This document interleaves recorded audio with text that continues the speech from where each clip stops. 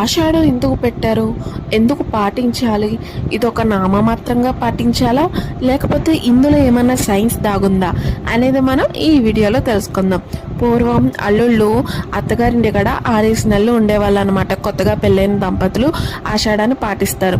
So ఒక నెల పాటు వాళ్ళ ఇంటికి వచ్చి వ్యవసాయ పనులు చేసుకుంటారు అని ఆషాఢ మాసంలో ఎవరు పుట్టింటికాడ వాళ్ళు ఉండండి అని అల్లుడు వాళ్ళ ఇంటికాడ ఉండి వ్యవసాయ పనులన్నీ చేసుకుని తర్వాత తన భార్యను తీసుకు తెచ్చుకునేవాళ్ళు.